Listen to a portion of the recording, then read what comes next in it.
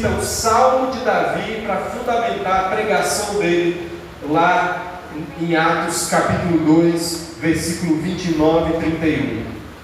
Abre aí, por favor, João Paulo. Atos capítulo 2, versículo 29 e 31.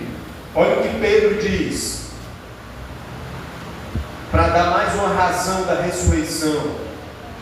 Ele diz assim: irmãos, seja-me permitido dizer-vos claramente, olha, Pedro falando, eu vou falar para vocês de forma muito clara, muito objetiva, a respeito do patriarca Davi, que ele morreu e foi sepultado. Ele dizendo: olha, Davi morreu, e Davi desceu à sepultura, e o seu túmulo permanece entre nós até hoje. Naquela época, os judeus sabiam onde Davi estava sepultado.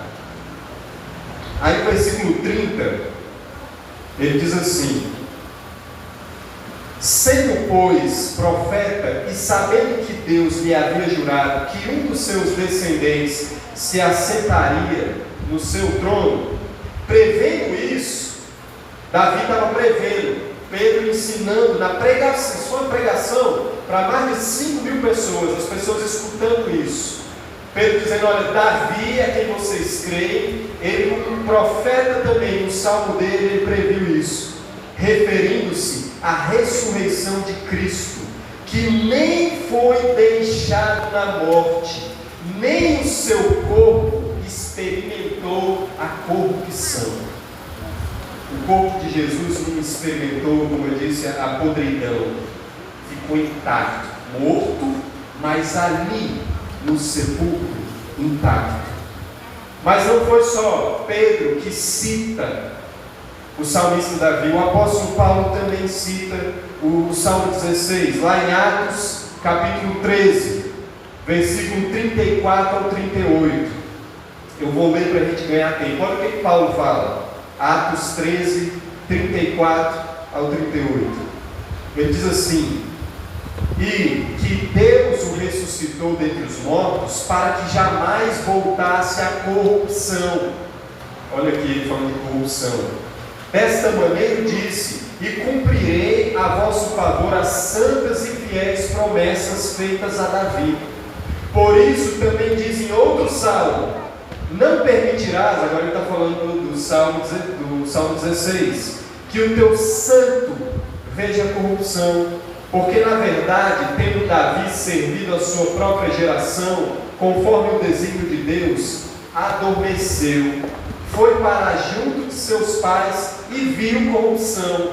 Paulo ensinando, olha, Davi, ele pregava que o santo dele, da casa dele, o Messias, não iria apodrecer na sepultura, mas ele morreu, foi para a sepultura, foi para junto dos seus pais, e ele viu a podridão. Davi hoje lá no céu, como é que ele está, irmãos? Ele está num corpo glorificado? Ainda não. Não. Mas ele vai estar? Sim. Vai. Num corpo semelhante a Jesus, igual o meu e o seu, para cumprir as profecias quando Jesus voltar. Um corpo igualmente ou semelhante a Jesus. De que aqui, em outros sermões, ou se você vir no estudo da quinta-feira, eu posso dizer como vai ser o nosso corpo no dia da ressurreição, mas hoje eu estou falando do corpo de Jesus. Mas eu já ensinei esses estudos mais profundos, é só na quinta-feira. No domingo é muito difícil abordar esses temas. Então, se você não vem na quinta, você pode ter ideia do que você perde. Um conteúdo vasto que você está perdendo.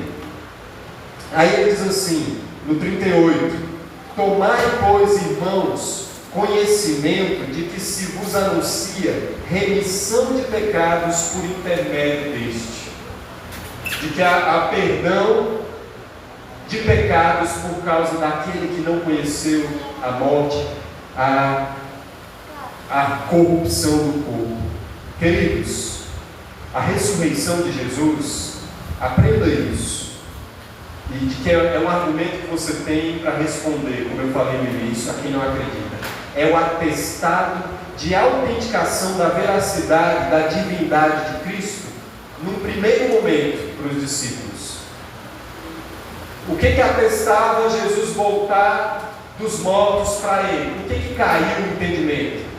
O que eles começaram a crer? Cara, Jesus ressuscitou, então ele é Deus. No primeiro momento foi isso. Jesus ressuscitou, voltou dos mortos. Tudo o que ele falou antes, agora faz sentido. Por causa que ele voltou dos mortos, agora a gente tem que obedecer o que ele ensinou antes. Aí começou a vir na cabeça dele o sermão do monte, as parábolas, a levar a própria cruz, a entender que eles seriam odiados, que eles seriam perseguidos, a entender a necessidade que, se fosse necessário, eles precisariam passar pela morte por causa de Jesus. A ressurreição fez isso na cabeça deles e deve fazer na nossa. De que a minha convicção, toda a fé que eu tenho, que eu vou para a igreja todo domingo, eu sou crente, porque Jesus está vivo, que Ele ressuscitou, e glória a Deus por isso. Amém.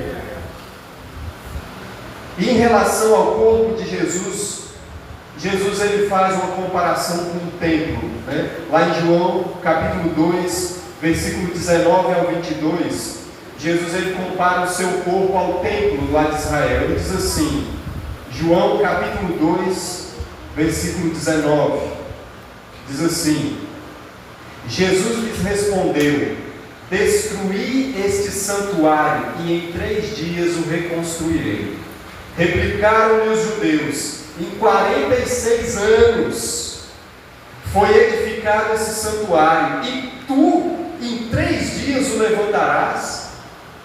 Quando Jesus diz: olha, eu vou derrubar esse templo, Jesus já estava profetizando que no ano 70 não ia ficar pedra sobre pedra. Você sabia que isso cumpriu na história, né? Palavra por palavra de Jesus se cumpriu. Está nos livros de história, está só na Bíblia não. Que Antíoco Epifânio entrou em Jerusalém, devastou o templo, destruiu tudo. E Jesus já estava apontando para esses dias e comparando com o corpo dele, dizendo no 21, ele, porém, se referia ao santuário do seu corpo. 22, quando, pois, Jesus ressuscitou dentre os mortos, lembraram-se os seus discípulos de que ele dissera isso, e creram na Escritura e na palavra de Jesus. Você não vai crer com experiência sobrenatural, você não vai crer de fato com dons que Deus te der. Deus pode te dar dons espirituais, você ser usado dessa forma.